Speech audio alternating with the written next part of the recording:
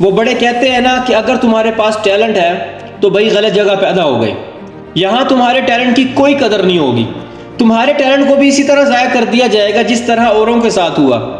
तुम्हारे साथ भी वही होगा जिस तरह तुमसे पहले आने वालों के साथ हुआ। तो मैं बात कर रहा हूँ एक ऐसे प्लेयर की, एक ऐसे स्टाइलिश बैट्समैन की जिसको मैं समझता हूँ कि बाबर आजम के बाद अगर कोई स्टाइलिश कवर ड्राइव लगा सकता है तो वो बंदा है। और मुझे भी लगता है मेरे एनालिसिस के मुताबिक कि बाबर आजम से मिलती जुलती कवर ड्राइव जो लगाता है वो है। बाबर आजम के बाद अगर कोई स्टाइलिश शॉट्स खेलता है तो वो है। तो आप समझ तो गए होंगे मैं किसके बारे में बात कर रहा हूं। तो मैं बात कर रहा हूं अब्दुल्ला शफीक के बारे में, जिन्हें इस बार PSL 9 के लिए लाहौर कलंदर ने चुना। और मैं समझता हूं कि उनको उस तरह से चांस नहीं दिया गया जिस तरह से उनका हक था। और मैं समझता हूं कि जिस तरह वनडे में उनको ओपनर एज अ ओपनर खिलाया जाता था तो इसी तरह PSL में भी उसको एज अ ओपनर चुनना चाहिए था। ठीक है, आपके पास अच्छा कॉम्बिनेशन था और वो मतलब एक सक्सेसफुल भी हुआ। फखर जमान और साहबजादा को आपने खिलाया, ठीक किया, बहुत अच्छा किया, लेकिन आपने उसको कम से कम आप 1 डाउन पे तो लाते यार। पहले मैचेस की अभी मैं आपसे बात करता हूँ कि स्टैट्स की कि PSL 9 में उनको कितने मैचेस खिलाए गए और कितने उन्होंने रन किए और कितनी बार किस पोजीशन पे उनको भेजा गया। मैं सारी आपके साथ डिस्कस करूंगा और फैसला फिर आपने करना है कि आया कि अब्दुल्ला शफीक की परफॉर्मेंस में इस दफ़ा कोई कमी थी। आप मुझे बताइएगा ज़रा। अब्दुल्ला शफीक पहला मैच PSL 9 लाहौर कलंदर वर्सेस इस्लामाबाद, ठीक हो गया। पहले मैच के अंदर आप देख लें कि साहबजादा फरहान और फखर जमान को ओपनर भेजा गया, ठीक है। साहबजादा फरहान ने पहले ही मैच में 57 रन किए इस्लामाबाद के अगेंस्ट, बहुत अच्छी बैटिंग की। फखर जमान कोई ज़्यादा अच्छा नहीं कर सके। उसके बाद इन्होंने राशि को भेज दिया, मतलब राशि वैंडर डॉसन की बात कर रहा हूँ मैं। राशि वैंडर डॉसन को भेजा, कोई मसला नहीं, ठीक है, उन्होंने भेज दिया उसको, ओके हो गया, कोई मसला नहीं। तो पहले ही मैच में 2 डाउन पे भेजा अब्दुल्ला शफीक को। अब्दुल्ला शफीक ने 28 रन किए 21 बॉल्स पे, 3 छक्के लगाए हैं भाई साहब ने, 133 का स्ट्राइक रेट 2 डाउन पे आके, जबकि ये इनकी जगह बनती ही नहीं है 2 डाउन पे आना। ये भाई पावर प्ले में अच्छा खेलते हैं। पावर प्ले मतलब ये स्टार्ट नए बॉल के साथ अच्छा अपना स्टार्ट लेते हैं, उससे फिर अब ये, क्योंकि इनको थोड़ा सा टाइम चाहिए होता है अपने आप को सेट करने के लिए। और इन्होंने भाई साहब इनको पीछे है, ये टॉप ऑर्डर का बैट्समैन, भेज इसको मिडिल ऑर्डर के अंदर रहे हैं, ठीक है। पहले मैच में इन्होंने 2 डाउन भेज दिया, राशि के बाद इसको भेजा।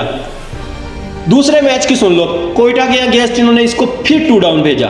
10 बॉलें खेली भाई ने, 11 रन किए, एक ही छक्का लगाया, 93 का स्ट्राइक रेट। इस मैच में कोई खासा नहीं कर सके भाई।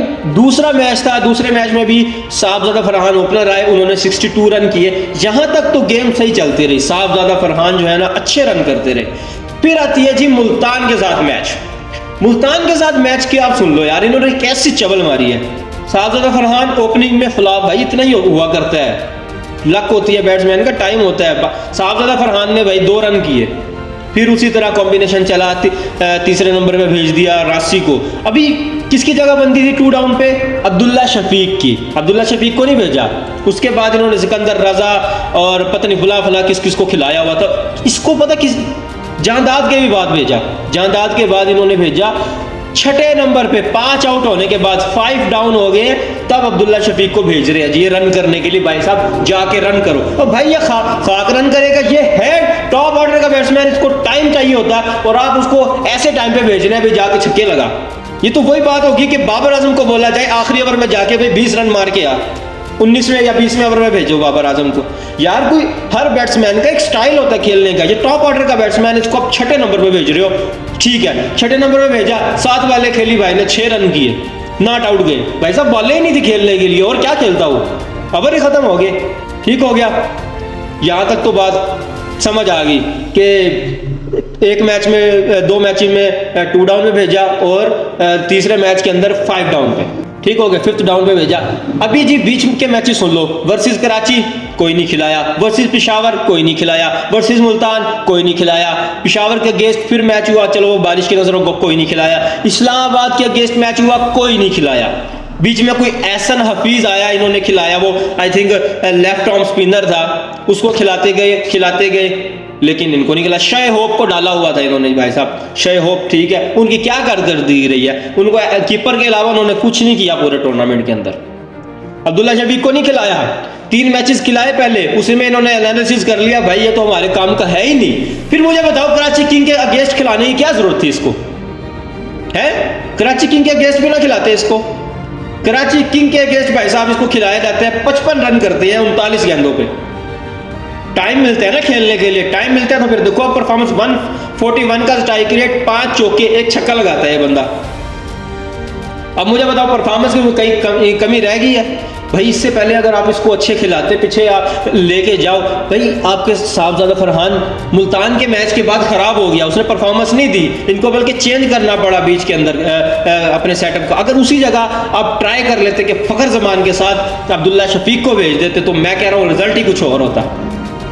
अच्छा, कराची किंग के अगेंस्ट 55 रन किए 39 बालों पे, 5 चौके 1 छक्का अब्दुल्ला शफीक ने लगाया, 141 का स्ट्राइक रेट।